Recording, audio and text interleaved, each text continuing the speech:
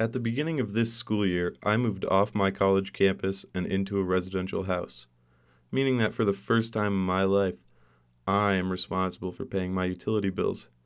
Doing so has made me much more conscious of how I use resources like water and electricity. Keeping the lights on, the TV on, and taking longer showers has meant money out of my pocket. I realized that leading a sustainable lifestyle and using less meant money in my pocket. This spurred my interest in learning more about sustainability and conservation, so I sought out my friend Gabrielle, an avid environmentalist. Well, I'm Gabriel, and I currently live in Synergy, the sustainable house in campus. I've always been really concerned about my impact on the environment, and here in Synergy, it's a small community, and you're reducing your impact on the environment doing minimal stuff. The main things are we have a gray water system for flushing toilets, so basically when we take showers and clean the dishes, we collect the water, flush the toilets with it. We have our own organic permaculture garden. I feel there's a lot of simple things you can start doing. Um, Big one is like the food you're buying, biking and walking over using your car, and also buying reused material. I feel we're so wasteful. We're always wanting to buy new things, and we have so many thrift stores. And as long as you're taking a step, you're doing something. Although the more steps you do, like the better, and it's really not hard. Yeah, there's a lot of things out there. We just need to search for them and go a bit out of our way to learn more. So my friend from Puerto Rico not long ago posted something on my wall about this organization called Earthships. Gabby's mention of Earthship got me thinking, so I did a little research and discovered that their world headquarters was in Taos, New Mexico, just a 4 hour drive from our college campus. Gabby and I decided we wanted to learn more, so we packed our things and went to Taos so we could further understand this idea. First of all, the airships are built out of recyclable materials. These materials are not just recyclable, you can use them in their raw form. We use tires as well, we can use used styrofoam. There's many things we can use, and probably still items that have yet to be discovered. You can produce your own food in your house. There's a lot of things out there to help people kind of go green, but the Earthship concept integrates them all and ties them into one independent unit. And I think that's huge. I think that is definitely something to consider for the future. Thermal mass stores heat. So you pound these tires full of dirt, and each one of them weighs about 300 pounds, I've been told. So it's like a massive brick. And you have all of the houses facing the south. So the sun comes in and heats these tired walls, and they're almost like batteries. It takes about, I think, a couple of months for them to get fully charged.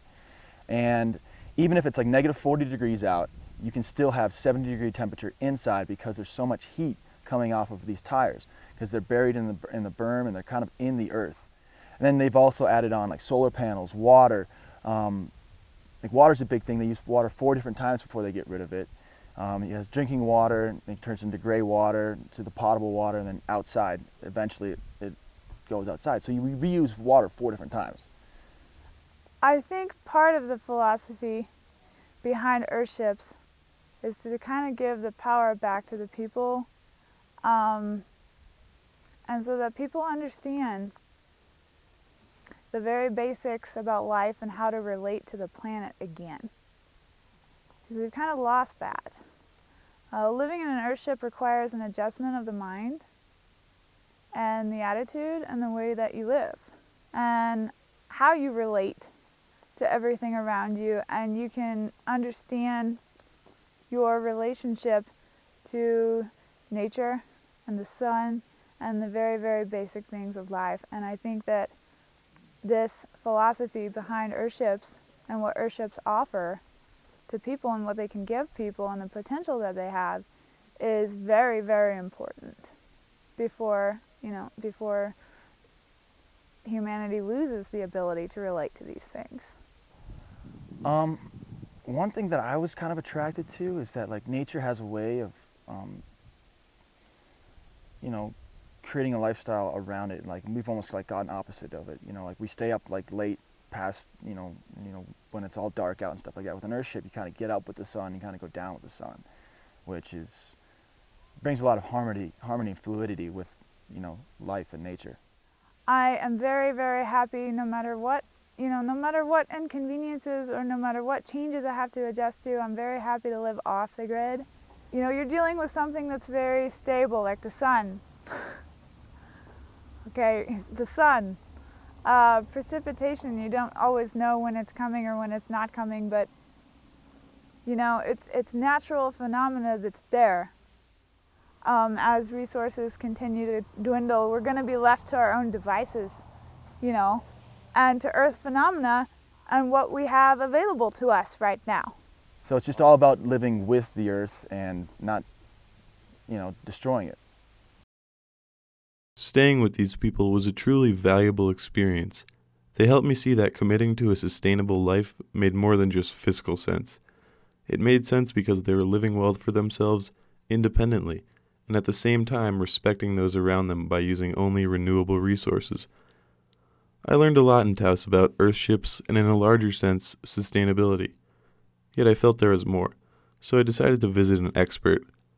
Sally Meyer is an environmental science professor at my college. She agreed to help clarify some of the ideas I encountered on my journey. There are 3 decisions you can make which will have the greatest impact on the environment. The first is how big your house is and how you heat it. And obviously that makes sense. The smaller house is going to be less impact on the environment. The second is where you choose to live and how you get to work. So that's an obvious huge impact. And the third is whether or not you eat meat, so if you're a vegetarian. So I think some of those things, living on campus clearly is a choice that's great for the environment, but when you move off campus and start your life, I think all 3 of those are really the most important. I agree. Being sustainable is just like being pregnant. You either are or you aren't. There isn't any halfway in between. Either the planet's going to be here for future generations or not. So if you move slowly, decrease energy a little bit, you're really not sustainable. So we have to decrease energy, get renewable energy projects going, and actually move to being off the grid carbon neutral in order to really say we're sustainable. So I guess an effort to truly understand that you can't be half-assed. You either are or you aren't. The kids either will have a planet or they won't. I don't know, just don't be wasteful. Don't buy or use more than you need. Just take short showers, like view natural resources as what they are. They're limited and they're for everyone. You should think about others when you're using them.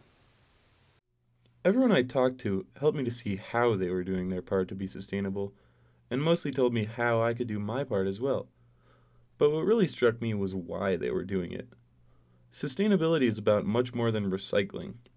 It's about selflessness, respect, and self-empowerment.